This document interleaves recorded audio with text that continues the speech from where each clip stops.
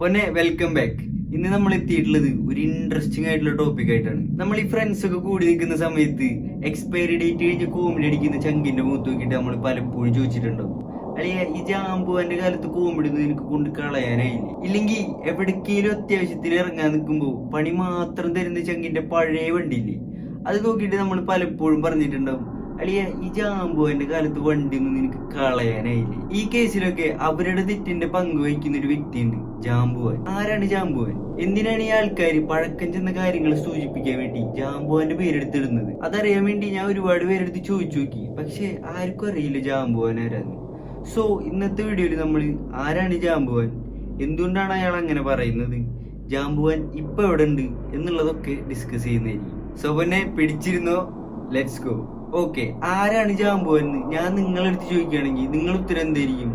ഒരു വലിയൊരാളായിരിക്കും, may be ഒരു രാജാവ്.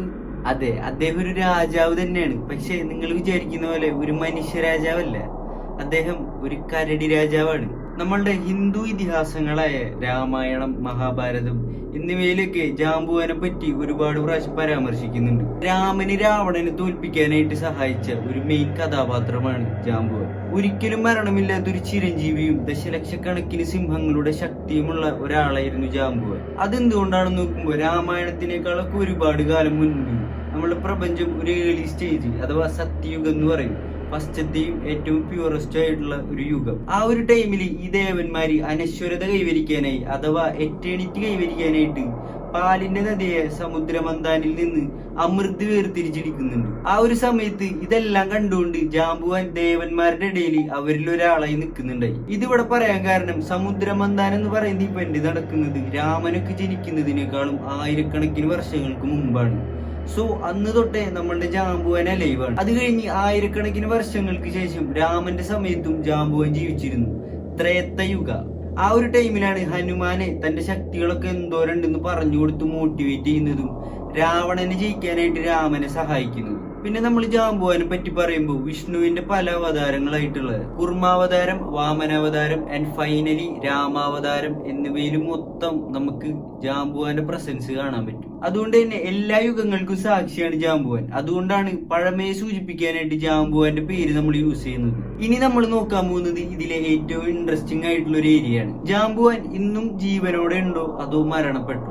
അതിലേക്ക് നമ്മൾ നോക്കുന്ന സമയത്ത് ഈ ഹിന്ദു പുരാണങ്ങൾ അനുസരിച്ച് ജാമ്പുവാൻ ഒരു സാധാരണ സൃഷ്ടിയല്ല.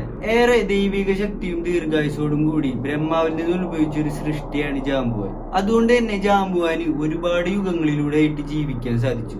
അവസാനമായി ജാമ്പുവാനെ കുറിച്ച് പരാമർശിക്കപ്പെടുന്നത് ലോർഡ് കൃഷ്ണയുടെ ടൈമിലാണ്. ആ സമയത്ത് ജാമ്പുവാന്റെ ഒരു സ്റ്റോറി പറയുകയാണെങ്കിൽ ആ ടൈമിൽ ശ്യാമന്തക രത്നം എന്ന് പറഞ്ഞിട്ടൊരു രത്നം ഉണ്ടായി. ഭാഗ്യത്തിന്റെയും ശക്തിയുടെയും ഒരു പ്രതീകമായിരുന്നു ആ രത്നം, എന്ന് വെച്ചാൽ ശ്യാമന്തക രത്നം. അങ്ങനെ ഈ ഒരു രത്നം ഒരുപാട് നാളായിട്ട് മിസ്സിംഗ് ആയിരുന്നു. അതുകൊണ്ട് തന്നെ ലോർഡ് കൃഷ്ണ ഈ ഒരു രത്നം തപ്പി ഇറങ്ങുന്ന സമയത്താണ് മനസ്സിലാവുന്നത് ഈ രത്നം ഇരിക്കുന്നത് നമ്മുടെ ജാമ്പുവാന്റെ ഗുഹയിലാണ്. അങ്ങനെ ഈ രത്നവും തേടി ജാമ്പുവാന്റെ ഗുഹയിലെത്താണ് നമ്മുടെ കൃഷ്ണൻ. എന്നാൽ കൃഷ്ണൻ ആരാണെന്ന് മനസ്സിലാവാതെ അവിടെ എത്തിയ കൃഷ്ണനുമായി നീണ്ട 28 ദിവസത്തെ യുദ്ധം നടത്തി നമ്മുടെ ജാമ്പുവാൻ. പിന്നീടാണ് ജാമ്പുവാൻ കൃഷ്ണൻ ലോർഡ് വിഷ്ണുവിന്റെ മറ്റൊരു അവതാരമാണെന്ന് മനസ്സിലാക്കുന്നത്. അതിനുശേഷം കുറ്റബോധം കൊണ്ട് ജാമ്പുവാൻ കൃഷ്ണന്റെ കാലിൽ വീഴുകയും പിന്നീട് തന്റെ മകളായ ജാമ്പാവതിയെ കൃഷ്ണന് മംഗല്യം കഴിപ്പിച്ചു കൊടുക്കുകയും ചെയ്യുന്നുണ്ട്. ഇതാണ് ഹിന്ദു പുരാണങ്ങളിൽ ജാമ്പുവാനെ അവസാനമായിട്ട് പരാമർശിക്കുന്ന ഒരു ഏരിയ. അപ്പോ ജാമ്പുവാൻ ശരിക്കും മരണപ്പെട്ടോ, ഇല്ലെങ്കിൽ അദ്ദേഹം ഇപ്പോഴും നമ്മുടെ ഭൂമിയിൽ എവിടെയൊക്കെ ജീവനോടെ ഉണ്ടോ? നമ്മൾ അതിലേക്ക് നോക്കുന്ന സമയത്ത് പുരാണങ്ങളിലൊന്നും ജാമ്പുവാൻ മരണപ്പെട്ടതായിട്ട് പറയുന്നില്ല.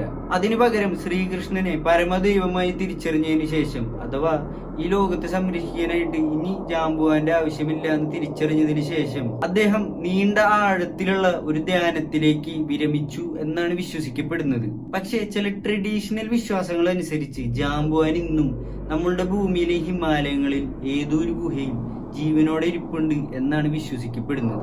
നമ്മൾ ഇന്ന് യൂസ് ചെയ്യുന്ന അല്ലെങ്കിൽ നമ്മൾ എപ്പോഴും പറയുന്ന ജാമ്പുവാൻ എന്ന പേരിന്റെ ബാക്കിൽ ഇത്രയും വലിയൊരു കഥ ഉണ്ടാവുമെന്ന് നിങ്ങൾ വിചാരിച്ചിരുന്നു? ഇപ്പൊ മനസ്സിലായില്ലേ ജാമ്പുവാൻ ആരാന്ന്? ഇനി ജാമ്പുവാനെ കുറിച്ച് അറിഞ്ഞപ്പോ നിങ്ങളുടെ തോട്ട്സ് എന്താന്നുള്ളത് കമന്റ് ചെയ്യും. ജാമ്പുവാന്റെ കാലത്ത് ജീവിച്ചുകൊണ്ടിരിക്കുന്ന നിങ്ങൾ ആ ചങ്കിന് ഈ വീഡിയോ അയച്ചു കൊടുക്കാനും മറക്കണ്ട. അപ്പൊ പിന്നെ ഇന്നത്തെ വീഡിയോ ഇത്രയൊക്കെയുള്ളൂ. നിങ്ങൾക്ക് ജാമ്പുവാനെ കുറിച്ച് നല്ലോണം മനസ്സിലായെന്ന് ഞാൻ വിചാരിക്കുന്നു. ഇങ്ങനെയുള്ള ഇൻട്രസ്റ്റിംഗ് വീഡിയോസ് ആയിട്ട് നമ്മൾ ഇനി വരുന്നതായിരിക്കും. അപ്പൊ നോട്ടിഫിക്കേഷൻ കിട്ടാനായിട്ട് ബെല്ലൈക്കൺ എന്തായാലും എനേബിൾ ചെയ്തിടുക. പിന്നെ എനിക്കൊരു മോട്ടിവേഷൻ എന്ന രീതിയിൽ സബ്സ്ക്രൈബ് ചെയ്യുക, ലൈക്ക് ചെയ്യുക, ഷെയർ ചെയ്യുക. അപ്പോൾ നമുക്ക് അടുത്തൊരു ഇൻട്രസ്റ്റിംഗ് വീഡിയോ ആയിട്ട് വീണ്ടും കാണാം. അതുവരേക്കും ചൂസ്.